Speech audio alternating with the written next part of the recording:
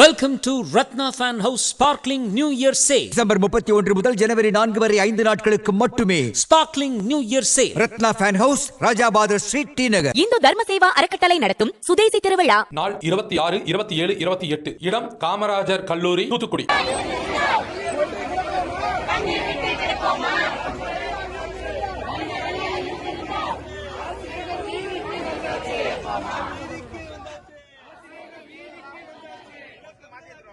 தமிழக அரசு பள்ளிகளில் பணியாற்றும் இடைநிலை ஆசிரியர்களுக்கு இருவேறு மாதிரியான ஊதியம் வழங்கப்படுவது நடைமுறையில் உள்ளது.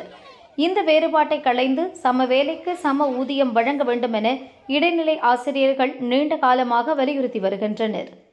கடந்த சட்டசபை தேர்தல் பிரச்சாரத்தின் போது திமுக ஆட்சிக்கு வந்தால் ஆசிரியர்களின் ஊதிய முரண்பாடு களையப்படும் என திமுக வாக்குறுதி அளித்தது.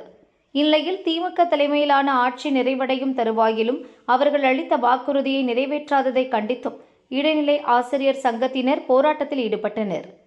சம வேலைக்கு சம ஊதியம் வழங்க வேண்டும், ஊதிய முரண்பாட்டை களைய நடவடிக்கை எடுக்க வேண்டும், திமுக அளித்த தேர்தல் வாக்குறுதி 311 நிறைவேற்ற வேண்டும் என கோரி இடைநிலை பதிவு மூப்பு ஆசிரியர் இயக்கத்தினர் சென்னையில் உள்ள பள்ளி கல்வித்துறை அலுவலகத்தை முற்றுகையிட முயன்றனர். அவர்களை தடுத்து நிறுத்திய போலீசார் கைது செய்து வாகனங்களில் ஏற்றி அழைத்து சென்றனர்.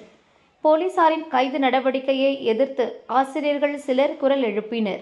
அப்போது அவர்களை கட்டாயமாக இழுத்து வாகனங்களில் ஏற்ற முயன்றபோது ஆசிரியை ஒருவர் மயக்கமடைந்தார்.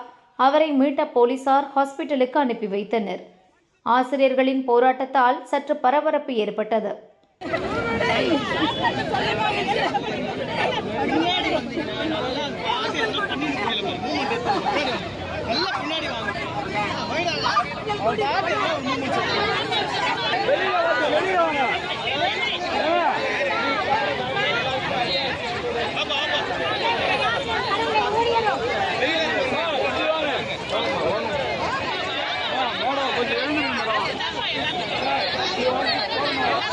தமிழகத்தை ஆளும் திமுக அரசு ஆசிரியர்களுக்கு அளித்த வாக்குறுதியை நிறைவேற்ற தவறிவிட்டதாக போராட்டத்தில் ஈடுபட்டோர் கூறினர்.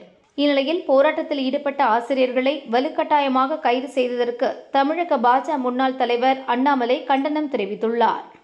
இதுகுறித்து அவர் வெளியிட்ட அறிக்கையில் கூறியிருப்பதாவது: சம வேலைக்கு சம ஊதியம் கோரி சென்னையில் இன்று போராடிய இடைநிலை ஆசிரியர்கள் மீது திமுக அரசு அடக்குமுறையை ஏவி கைது செய்திருப்பது வன்மையாக கண்டிக்கத்தக்கது. பொய்யான தேர்தல் வாக்குறுதிகள் கொடுத்து பொதுமக்களை ஏமாற்றி ஆட்சிக்கு வந்த திமுக 5 ஆண்டுகளாகியும் எந்த வாக்குறுதிகளையும் முழுமையாக நிறைவேற்றாமல் ஏமாற்றி வருகிறது.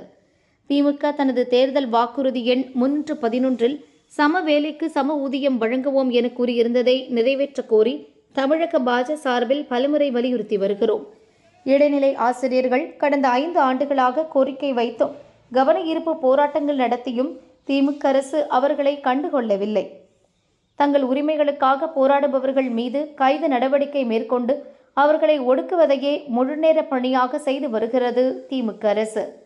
கடந்த தேர்தலில் கொடுத்த வாக்குறுதிகளையே 5 ஆண்டுகளாக நிறைவேற்றாமல் மீண்டும் ஒரு தேர்தல் அறிக்கை குழுவை அமைக்க முதல்வர் ஸ்டாலினுக்கு கூச்சமாக இல்லையா என அண்ணாமலை கேள்வி எழுப்பியுள்ளார்.